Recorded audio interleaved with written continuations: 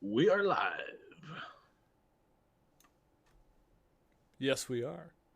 Mm-hmm. Mm-hmm. You gonna tell me what we're Mm. talking about tonight? Nope. Well, are you going to start the music? I did start the music. You can't hear the music? Can't hear the music. You know, We everyone probably else should have hears the checked that music. before we went live. We probably should have. It's all right. But I know everybody else hears. exactly what the problem is too. Do do do do do do do do do do do do do. You'll hear it in one ear soon. Yep. Well, good thing we're only talking E3. It's not like there's a lot to intro. All right, now both ears. I'm just going to start it off. And what's going on, everybody? Welcome to What's My Face. My name is Brian. With me, as always, producer extraordinaire Brendan. Yo. And we are the one and only home of the Chewbacca chainsaws. And Chewy's actually not here. He's actually in California today. He decided he wanted to go to E3. So everybody let him in. Just so you know. They didn't try to stop him at the door. Yeah, I wouldn't try to stop Chewbacca. Ever. No. Mm-mm. Ever. And Brendan's doing this whole shaky cam thing. He said he was going to practice like J.J. Abrams, so. Look at me. Look. Oh, Danger. no. Danger. It's like it's realistic. It's like it's really happening. Oh, no. I can do it too. Oh, earthquake. But yeah. So it is Monday night, so it is our entertainment night. There's actually a lot of big entertainment news going on out there. Yeah, it's called E3. It's used to be the biggest video game event in the world. And then they decided to close it off to the public. And then a lot of the publishers said, yeah, we wanted to get to the public and you just closed us off from them. Not as in like, I mean, the news still comes out. It's not like all these news agencies like the IGNs, the GameSpots, all those different gaming sites. They love this still. It's a really big event and you get a lot of really cool stuff from it, but it's just not quite what it used to be. But we're going to talk about what happened so far this year. Now, it is only Monday, so I believe Sony still has a press conference tomorrow. I want to say you'll see other developers have their big press conferences, even though I think most of the big ones have gone already. We've already seen EA, we've already seen Bethesda, we've already seen Ubisoft. Those are the really, really big ones. And we've seen Microsoft. So lots of the big ones have gone through and already given us what they're going to give us for this year. And we're just going to break it down and talk to you about what we found interesting. So let's just start things off with, let's start with Microsoft. Yay! Yay. All right, Brendan didn't give a yay. He doesn't like Microsoft. So. Not very much. I wasn't that impressed either, to be honest. Well, they had some interesting things, not very impressive things, but not interesting things that I was surprised by, or nothing. Well, let's talk about it. Let's talk about it real quick, so we can let go of the air of mystery here and just jump right into things. So, one of the first big announcements from Xbox was the Xbox One S, and if you can't tell, the S stands for Slim. Now, this system does look pretty good. No, that's a different one. Oh, okay. Stop it, Brittany. But Xbox One S, the slim version, is about 40% smaller. So they did do a pretty good reduction in size. Now you can stand it up straight if you want to, and it has like an IR thing. I guess you can use a remote control with it now. I guess that's a big thing. But the really, really big news from the Xbox One S is that it will be debuting at a retail value of $300. So that'll price it $50 below the regular Xbox One as it is now, and about $100 below the PlayStation 4. How big of an effect is this really going to have on the market? Now, granted, Sony still has to come tomorrow, so there's a very good possibility Sony says, well, you know what? We have a Slim, and it's the same price. Wouldn't be too surprised. They do like to copy each other. Even without that, right now you can find a PS4 for $300 easily from places. Used, easy. And we're expecting that they're going to. I don't know if they officially announced it or not, but they're supposed to drop the price of the regular PlayStation 4 once the Neo comes out in November or whenever 4K. It comes out. So. Yeah, the 4K. So that'll be interesting. But I do think that's a really good price point because they also announced at the conference that they're doing a whole bunch of cross-platform with PCs. Uh, and Microsoft is Windows. 90% of PCs run on Windows, so it makes sense that they're going to kind of cross-platform. Minecraft was a big game. There's a bunch of other games that came out, and they were saying that they are going to cross-platform. So this to me just seems like a ploy, not a, and they're not doing anything like evil or insidious or anything like that. But this is their way of saying, okay, you were a PC gamer primarily before. Well, here's the new hardware. You can get into it at $300, which actually sounds like a good idea. If you're trying to entice a gaming market, a lot of it is kids. Now, I'm an adult gamer. Brendan is an adult gamer. I'd say the people who spend more money on games are adult gamers, Mm-hmm. but everybody likes to get that kids market because they want those kids, tugging on the shirts of their parents, saying, "Come on, mommy, come on, daddy, let me have this. I want it." Yeah, So definitely the biggest market is still, as you said, at least the biggest paying market is the adult gamers, which they've been going after. But yeah, I mean, if there's a big market for the children's market, why wouldn't you want to grab that? Um, And if you could get kids into Xbox, brand loyalty is a big thing. I mean, I felt bad when I went to the Xbox 360 because I was a PlayStation guy before that. And then I went to the 360, and then right when PlayStation offered me a better alternative, or a different alternative, Xbox One and PS4 are pretty similar. There are things that are better on PS4, and there are things that are better on Xbox One, but they're pretty standard. I went straight back to PlayStation just because that was the median I felt more comfortable with. yeah, yeah. Um, And I was gonna say too, the other thing to consider here, like you and I, big big gamers, right? We want our games. The other thing that probably Microsoft is thinking is with that aging gaming market, that means now the parents are gamers. So you want to mhm. present something that they can get for themselves and have games available and reasonably be able to then say, okay, here, kids that they have now, you can play on this too, so they can hit both.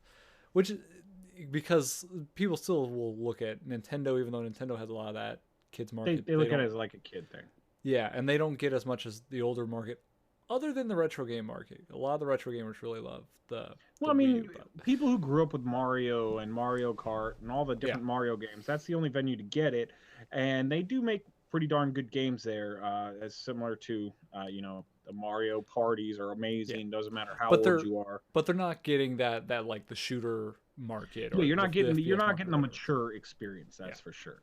That is for sure. But I do think this is a really good move by Xbox because they have been falling behind in the hardware sales. If you can revamp your system a little bit, make it more attractive to people, it'll definitely make the console wars more of a war rather than a one-sided PlayStation spanking. Because that's all that's happened so far is the PS4 has been a far and beyond, the more sold system. So it makes sense. I think this is a good move by Xbox. And you know what? I'm not a guy that likes to do the two system thing. I usually don't because there's usually not that many games. It's like, oh, I have to get it. And I'm not saying that I will. I probably will not get this system still. Not nothing against Xbox right now, but uh, it makes it more enticing for me. How about that? mm-hmm. If I was going to go double platform, or let's just say I didn't have a platform as of yet, one of the new generations, I would probably, and I was just now getting ready to enter, I would almost for sure go with Xbox One because of that extra $100 to $50 less. Again, we'll probably see something from PlayStation about a price drop uh, very, very shortly, as in tomorrow at E3. But that's not out there now. We're speculating on now. So right now, that does make Xbox a lot more enticing for me. Yeah, and I would say related to the cross plat the talking about different platforms. When they said that they're going to be cross-platform with the PC, did they at all hint at it being also cross-platform with the PS4? Because the PS4 already has a whole bunch of cross-platform games that are cross-platform with the PC, so it would make Yeah, sense that I they didn't could then communicate with each other, play those I games. didn't hear anything about that, and I don't think that is something we'll ever see. I remember there was something about Final Fantasy 14, how they just totally pulled that game off of the Xbox One because Xbox was unwilling to allow cross-platform play between PC and PlayStation I 4, think that where happened PlayStation was. with Street Fighter as well, with Street Fighter 5. That's why it was Yeah, only on the and they were PS4. willing to do it. PlayStation was willing to do that cross-platform, and Microsoft was not. So I can't imagine too much of that down the road. I understand both points. Number one, if you have cross-platform with everybody, it makes it less enticing to buy a specific system, and you generally go with whatever is cheaper, which now does play in Xbox's favor. So maybe that's why they're opening up a little bit more to it. But number two is I know that it's all done based on a central server, but what if my graphics display on my HD with the PlayStation 4, since it's a little bit better, changes around the clipping or the frame rate or Yeah, but you something already like have that with the and it's a little PC. bit Yeah, better. that works with the PC ones. Someone I can guess have a that's piece true. of a That is PC. true. And then you have the cheaters with mouses. So For certain. yeah, Well, it depends on the game, whether that yeah, matters. yeah, that's true. It does depend on the game, but that was pretty interesting news. Now, the other big bit of hardware news that we got out of Xbox or Microsoft's conference was the Xbox Project Scorpio. I don't think it was called Xbox Project Scorpio. It's just called Project Scorpio. Now, this is going to be the next generation system. They did throw out a couple numbers that really don't mean anything, except for this one, that it will be able to play genuine 4K games. Is So is this instead of the the uprising, we're going to get a genuine 4K Okay, system. but is this the next generation, or is this like the Xbox 1.5, like the PlayStation 4.5 Well, that's what I think. update? That's what the Xbox One S is the Xbox. Well, that's just a It's the slim down equivalent. version, right? It's slimmed down and a little bit different stuff here and there. Uh, but yeah, but I think they were touting this as a brand new system. Now they Because did that's say pretty that it. bold. Then, because Yeah. since that Well, would mean that the Xbox One that's would have them had a punting their other smaller, system. yeah, That's them punting Xbox One. That's what them. because That's it's what only they're been doing. out for what, 3 years, 2 years? I want to say 2013, 2014 it came Yeah, out. so it's gonna have a much shorter lifespan than even the Wii U at this point. Then Yeah, and this generation of systems, a lot of people thought that this would be we our were going to have last, this generation for a lot yeah. longer, and it's almost like Xbox is like, yeah, we're punting, we're done. We're going to go to something else. Now, so like was saying, it will be able to play native 4K resolution games, which is pretty cool. If you have a huge 4K TV, if you don't, go watch our PlayStation 4.5 uprising video, and we'll explain to you why it might not mean all that much if you do not have one of those large 4K TVs or a monitor that you really need to be specifically tuned into everything. Um, the other big thing was that it said it was going to have 6 teraflops, which Okay, is a number that it doesn't doesn't. mean anything. They just said here's a big thing that you Yeah, might not like have heard of. I Like, know what that okay. means. However, if it's not attached to anything specific, it doesn't. It's not really meaningful to to Yeah. performance unless there's something going along with it. Okay, so it can transfer a lot of data between parts of it. Which parts? Like, Yeah, what is well, it doing with that? this is a ploy that a lot of video game companies like to do, is throw out these big numbers that mean absolutely nothing to anybody. It was funny earlier today when I was going through a lot of the E3 stuff. I was not at work doing that. They don't Of watch it course anyway. They don't watch me anyway. But so one of my coworkers was saying, yeah, they just announced this Xbox Slim, and he's sitting there reading through the specs, and he's like, yeah, and it's got this many cores, it's got 8 cores, and it's got this. And he's an Xbox fan, and he's telling me how much better Xbox One Slim was going to be, and I was like, dude, the system already has 8 cores. It already has that much RAM. It already has that. It already has this. So they just like to throw out these numbers over and over and over again. Uh, it's just it sounds like this system really was genuinely going to be a VR system. It's supposed to be really a lot more integrated with the VR. It sounds like. Mhm. I guess, yeah. Everyone's I don't pushing VR pretty hard, so that makes really sense. hard.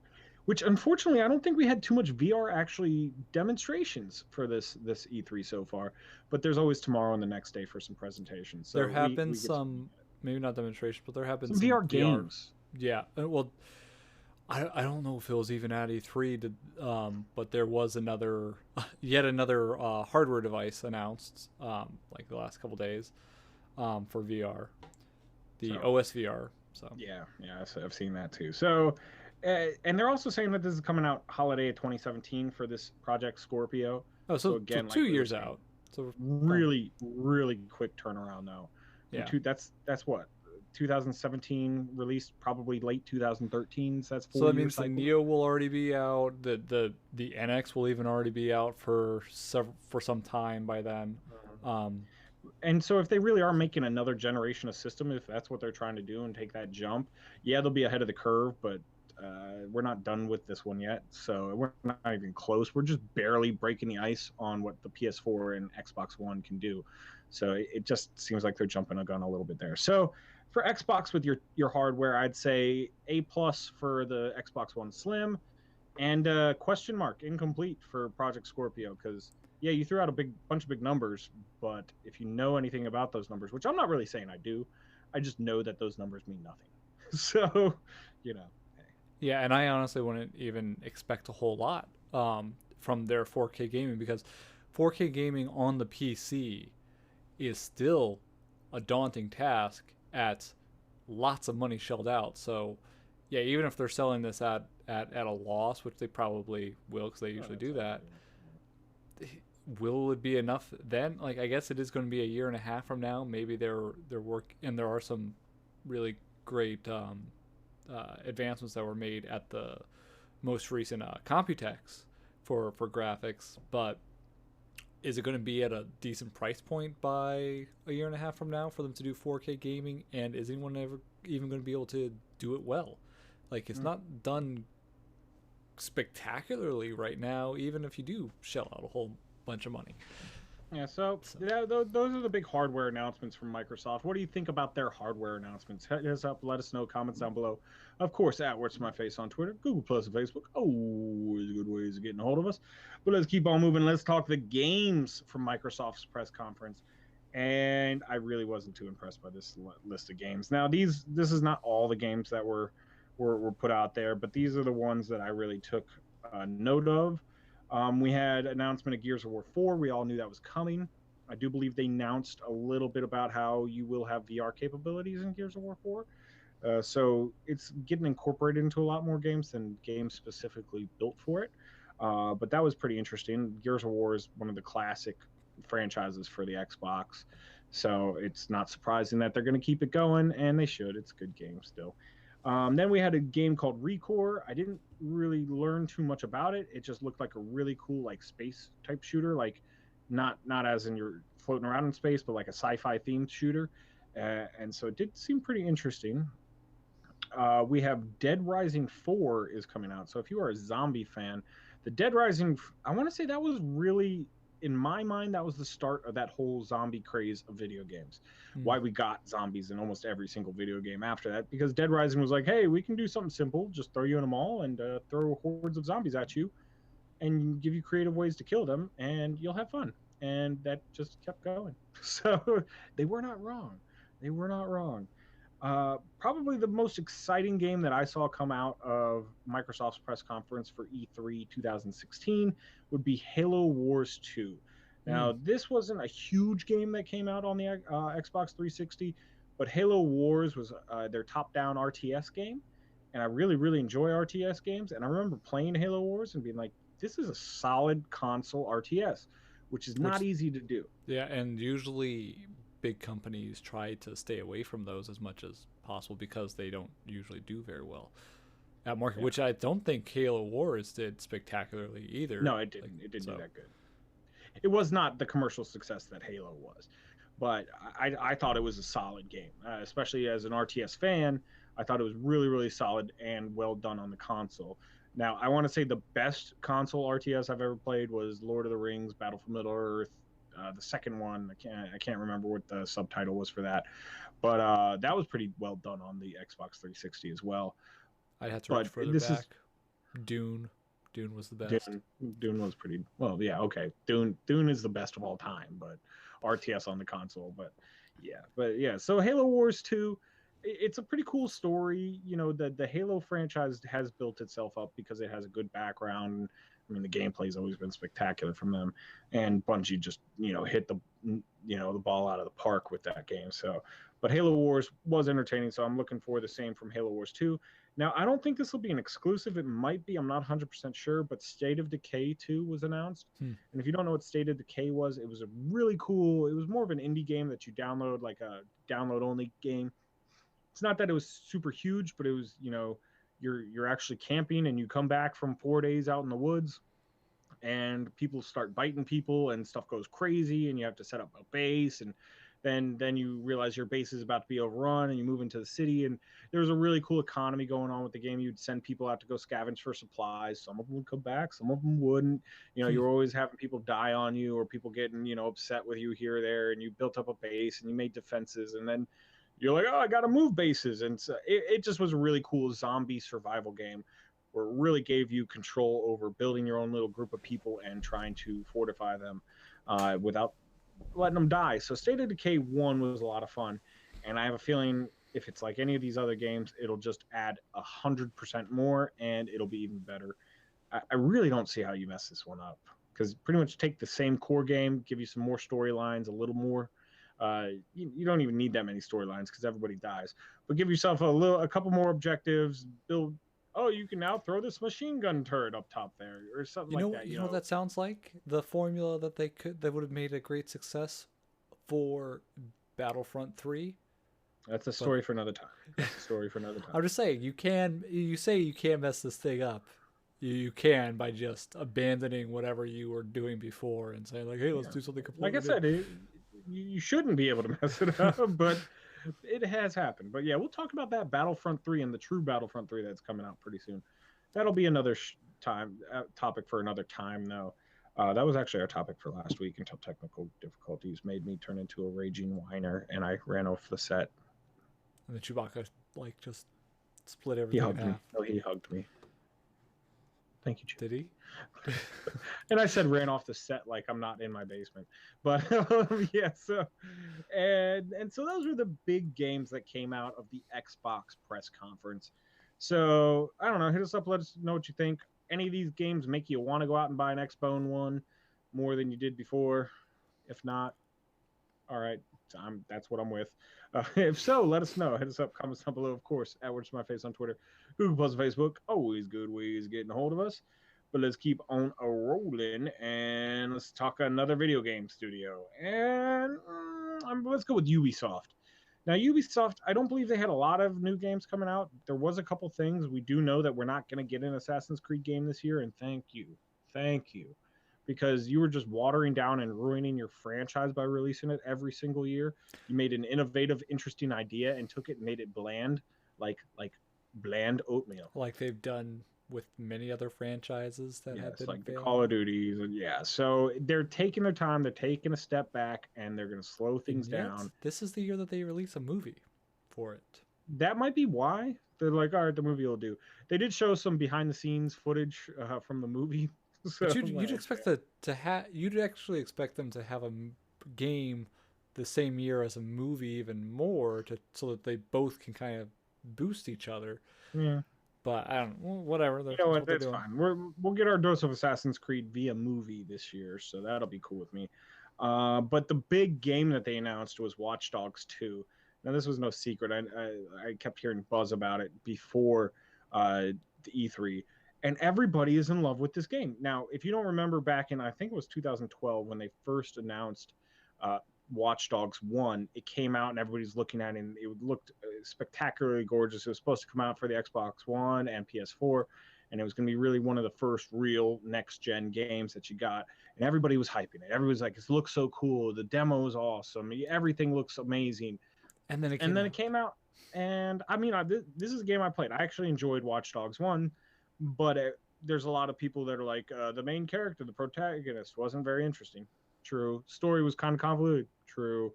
It kind of was slow-paced at times. True. But I enjoyed the game anyway. I still thought it was a decent open-world sandbox-type game. Now, Watch Dogs 2 has come out, and all I keep hearing is, oh, it's so amazing. It took everything you didn't like in the other one and made it better. And, now it's set in San Francisco, it was set in Chicago before, but real vibrant city, and all these people are like, it looks so amazing and everything.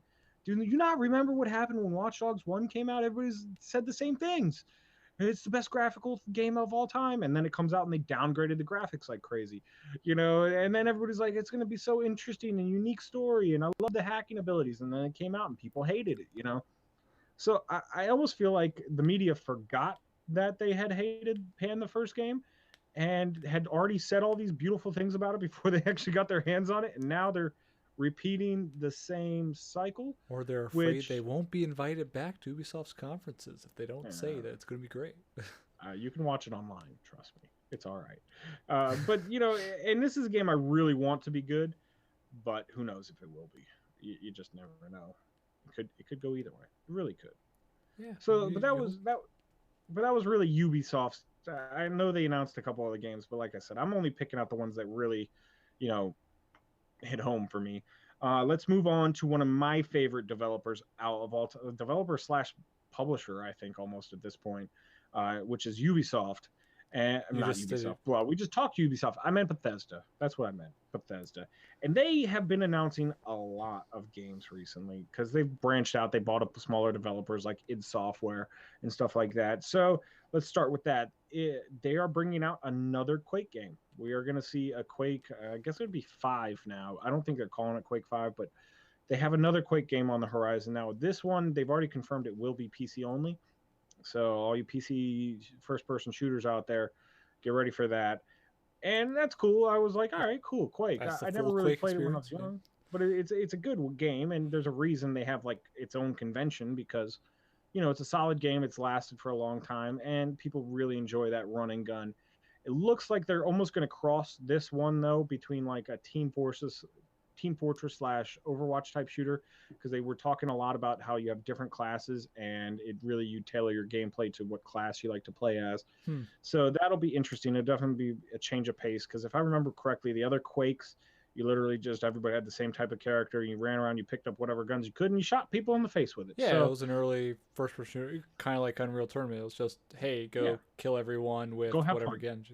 Mhm. Yeah. So Quake 2, I mean Quake 4 or 5, whatever we're on, does look pretty interesting. I'm glad that Bethesda is reaching back and bringing up some of the old catalogs. That's the same thing they did with Doom with id Software, and Bethesda has shown that they can do that. They actually do that exceptionally well. If you don't believe me, just look at Fallout 3. That was a defunct franchise for years and years for decades. All right, decade and a half. And they brought it back and they breathed life into it. And it's almost like you can't play Fallout 1 and play Fallout 3 and think they're even the Yeah. same game. Yes, set in the same area, And I haven't not the played it yet same. myself, but I've been hearing good things about Doom. At least like I've heard people are really good things about satisfied them. with Doom that it hit the right notes. So Yeah, so this is something Bethesda does. They do it spectacularly. So keeping on moving with some of the other Bethesda games that were announced, we had Dishonored 2. Now that wasn't announced at this one. We already knew about that. This is the second game that I'd say has the most hype from the show. It's Watch Dogs and Dishonored 2. Maybe Dishonored actually has a little more hype than the original ones, than Watch Dogs 2. And they really showed off that you're going to be traveling to a new area. So it's going to be a totally different world. You're going to be running, not world, but different city in the same world that you're going to be running around. They showed that you're going to have another character rather than just your regular guy. And it's going to be a female protagonist. And they were showing off a lot of really cool powers with her. I remember there's this one, and I don't know if it's just a specific level that they let you do it in, but she's holding up this it's something where a piece of glass kind of comes out over top and you see into another dimension. So she's walking around and there's a door that is closed in the dimension you're in, but you're holding the glass, you look through the glass and you see the other dimension and you see that the door is wide open. So you can kind of transport between dimensions. I thought that was a really cool little thing that they showed off. Who knows how much of the game that'll actually you can play that with.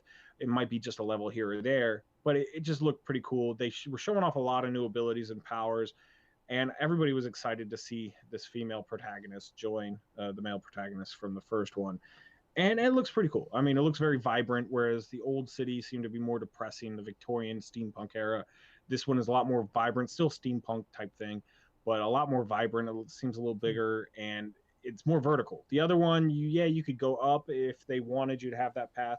This one, it's not quite open world, I wouldn't say, but you have a lot more freedom to explore where you'd like to explore. So you keep the same essence of the first one, but you improve upon it. Oh, like we've been saying for a couple other games, that's how that should work. But that was there. So I'm looking forward to Dishonored 2. I wasn't a huge fan of Dishonored 1, even though it was a really solid game. There was a lot of like, oh my god, I just did that moments in that game, and that does keep gamers coming back. So I am happy to see a Dishonored 2, and it looks like they are doing it, and they're going to bring you some freshness, but not change the old guard style. Then the next Bethesda game we're going to talk about, and this is going to be the last Bethesda game we're going to talk about, and it actually disappointed me.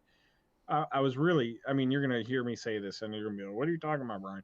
But this actually kind of made me sad. They announced a remaster of Skyrim, Yep. which I was hoping for Elder Scrolls 6, and I got remaster. Now, looking at the screenshots and everything, they are really doing a remaster here. They're not just making it look a little shinier.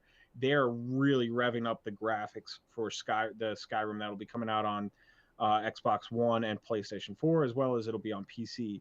Now, all you PC users out there, rejoice, because if you bought Skyrim, the original, and all the DLCs, you are getting this one for free, 100% free. See, and that makes kind of sense. What I was going to say, I had kind of mixed feelings about this one when I saw it because, on the one hand, it's kind of looking at the market and seeing what the people want. Because if you look around at the mods that people have made, there's a whole lot of mods that are just, hey, up the graphics, Yep. improve the graphics, better graphics for this, better that, which tells you, one, people are already getting this Skyrim in better graphics. Yeah, they already up-resed it themselves. Yeah, so like, okay, well, I guess they want it, but at the same time, most people on the PC anyway already have it. Is this really that big of a deal? Is it going to be much better because it's from Bethesda? Probably, but I don't know if it could go either way with that.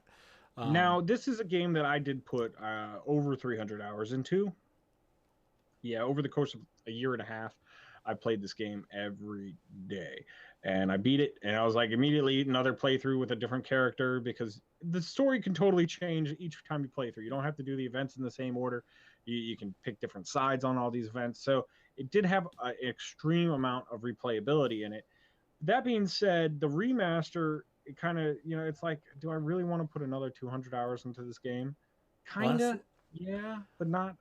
But there yeah, was one thing that kind of gave me that little ray of hope, and that was the fact that they are going to make available on consoles, I believe both Xbox and PlayStation 4, mods. You are going to get mods. You are going to be able to put that's a big mods deal. onto your console. So that is really cool. That's That big. will give you a lot of new things. You'll pretty much get quadruple the game with all the different mods we're going to get out of it. So I don't know if they're porting the PC mods over, or it's going to have to be new created mods. But there was a lot of really cool mods that happened with Skyrim. So I am excited about that. That is interesting, and that makes me more willing to say, yeah, okay, I'll jump into this again. I'll jump into this Mm. huge world where I do a million things and grind out building iron daggers for hours and hours on end, so I can make the perfect dragon bone armor set. All right, I'm nerding out a little bit on that, but yeah, so that looked really Yeah, cool. I would say too. Well, like you and I were talking about this just last night that there was going to be something possibly Elder Scrolls related revealed from Bethesda. Yeah, And like I was saying, then I'm a little I disappointed in when I saw this. remaster, Yeah, I heard some about a remaster. I was hoping that they were going to release like the original trilogy or yeah, something like that. that's what I was hoping for. Is that this was going to be a remaster of an older one of the part of the series, Mm-hmm. so that we could play on modern stuff. Just a better looking version of say Daggerfall, which is still my favorite in the series, or even Morrowind, or even I doubt they would go back as far as Arena because there was a lot. It was really simple back then, but still, or like an anthology, remastered anthology or something like that. That would be amazing. So this is cool, but it's like this game isn't even that old. Yeah, To remaster, but and I know a lot of people have been doing that lately, but yeah, like I would Skyrim's much still like an rather. active game, especially with all the Yeah, mods. I'd much rather get something new, something new. But that was my favorites from Bethesda. Let's move on to EA. You had three new Star Wars games were announced by EA. Not names particular, but the studios that were going to be doing them. You had Respawn that was going to be doing like a third-person action type game, and they showed off like some motion capture of like lightsaber fights. So it looks like it'll be pretty cool. Who really knows yet? We didn't really get much from that. Then you have Visceral Games, which is making another one.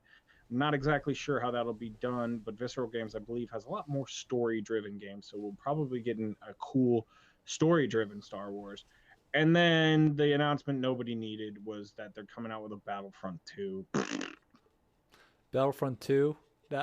Now we're just going to continue with the confusion because there was the good Battlefronts 1 and 2, which were. And now we have the bad ones.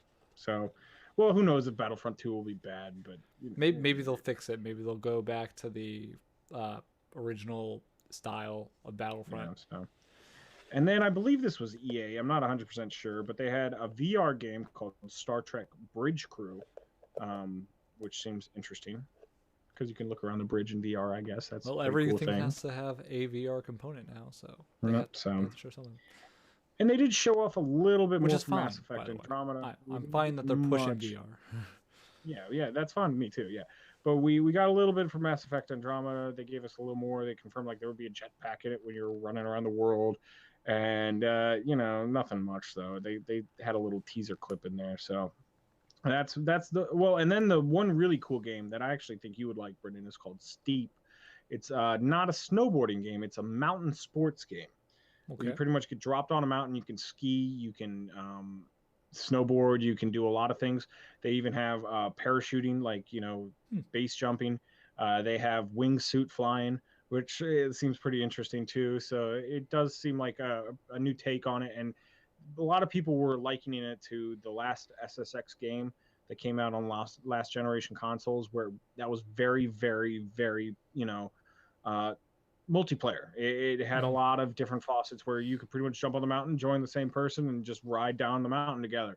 And so they're really trying to bring that multiplayer focus into this game. So it's a new idea. I at least like a new idea.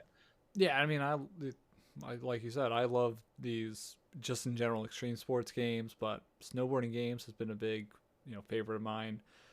Even though I haven't I have my collection of a few of them that I go back to, but I haven't played a new one in some time. There hasn't been as many in a while. That kind of faded away, that genre.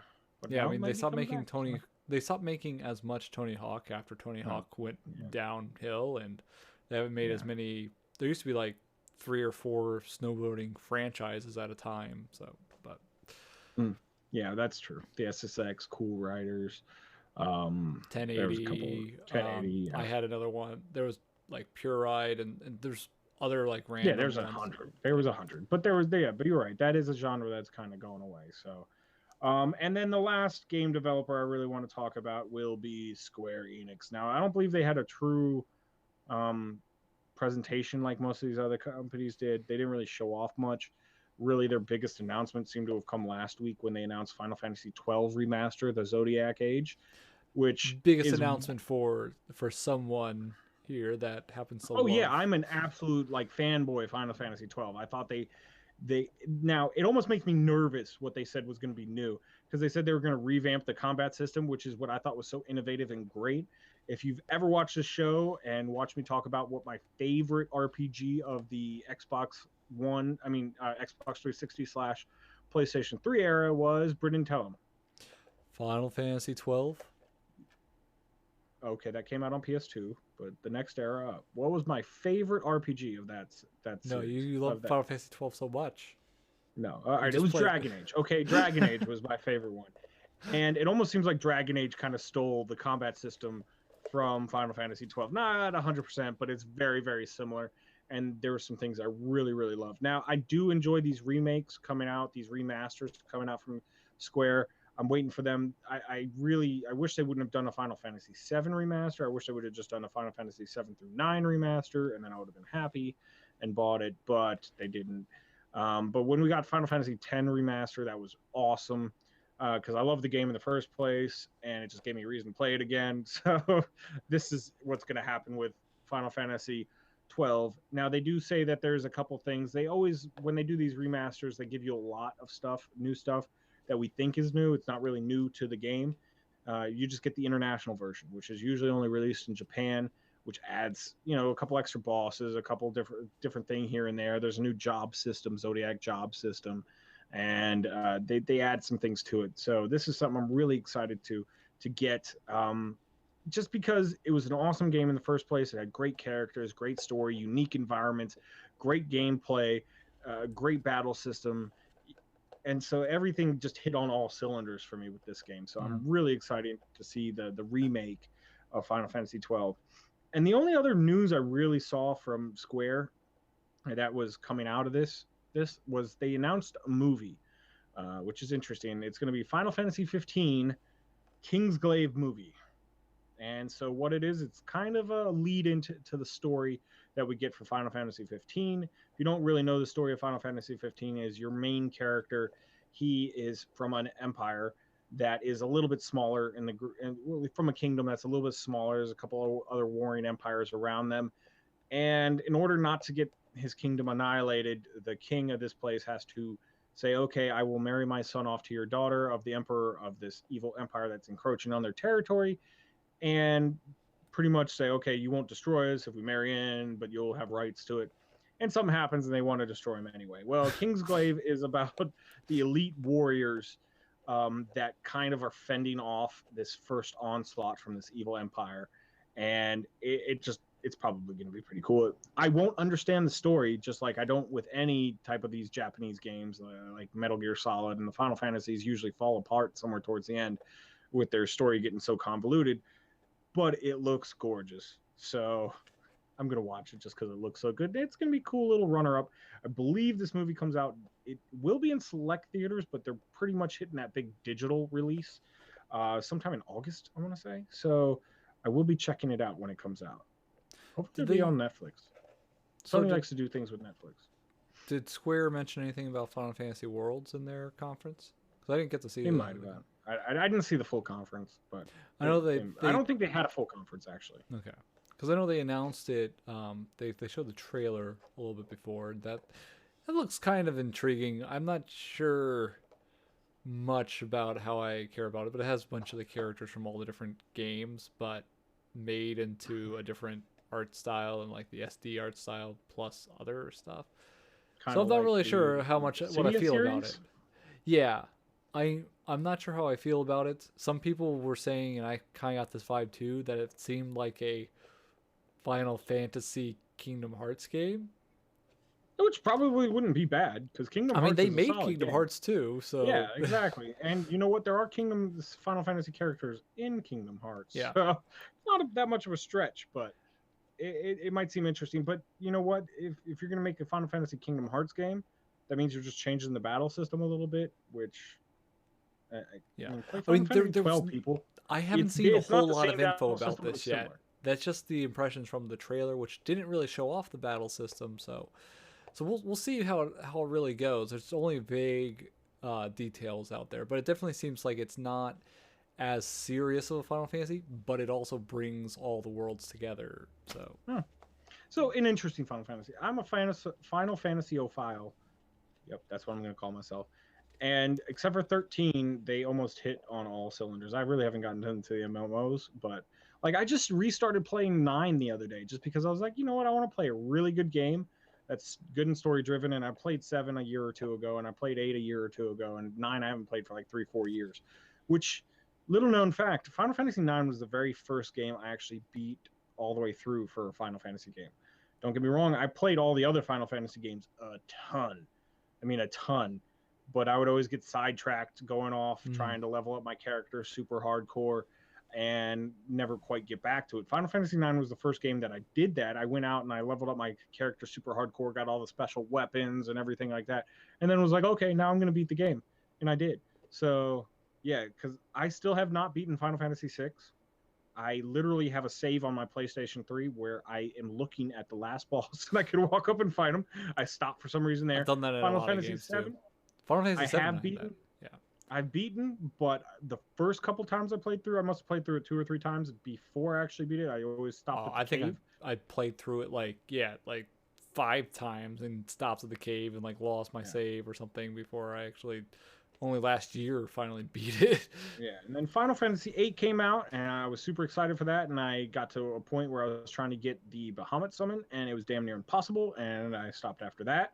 Playing through Final Fantasy 9, like I said, I did beat all the way through. Final Fantasy 10, I did. 12, I did. I started beating them through after that, except for 13. I did the same thing with 13 I did with 6. I saw where, this is because 13 was so horribly done. Sorry, Square, I love you guys, but I hated 13. Like the one, like they don't really unleash you back into the world to do all the side quests like most Final Fantasies do until like you're in the last dungeon almost. And so I went back and tried to do all these worlds, and it was so damn confusing. I literally got lost in the world and could not figure my way back. That world's supposed to be a hallway. So, yeah, but it's hallways that just divert into other hallways that never end. It's just one long. You can literally walk through half the game through just a hallway. And when you get far enough, you don't want to. Once you walk for like 3 hours trying to find your objective, you don't want to walk the 3 hours back. It's really annoying. So I stopped on that one too. Even though it's still Final Fantasy 13 has my favorite cutscene of all the Final Fantasy cutscenes. I believe it's all the summons, like all the main characters summon their own summons and like ride them into battle, and it's really, really awesome. But that's about the most awesome part of the game is one cutscene that lasts about maybe 3 minutes. So, yeah, not that great. But that was it. That's really all the exciting stuff that's come out of E3 so far. Now it's only Monday. And so we will get some more stuff to trickle out Tuesday and Wednesday. We'll probably cover it next week. But we did have a good amount of cool stuff coming out. The future is bright. VR was on display all over the place. I didn't really talk about a lot of the VR stuff because we do a lot of VR segments on this show. And one of these days, we'll probably have to get our buddy from over at Ripped Reviews to come on and do some VR stuff with us to really get in depth with it. Maybe we'll be able to compare all the different VR systems that are now out. Which there's a lot. 50 now. Billion and 50. But yeah, so hit us up, let us know what you think. Is there any game that we left out that you really you were really excited about at the show, or do you disagree with us on some of our first thoughts on some of these games? Hit us up, let us know, comments down below. Of course, at What's My Face on Twitter, Google Plus, and Facebook. Always good ways of getting a hold of us. That's it. We actually did a pretty good solid show there, didn't we? We did like 40 minutes. 46 minutes, Brian. Yep, so we're done. We're out of here. As always, I'm Brian. With me, as always, producer extraordinaire, Brendan. Yep. And we are going to headbang our way out of this joint.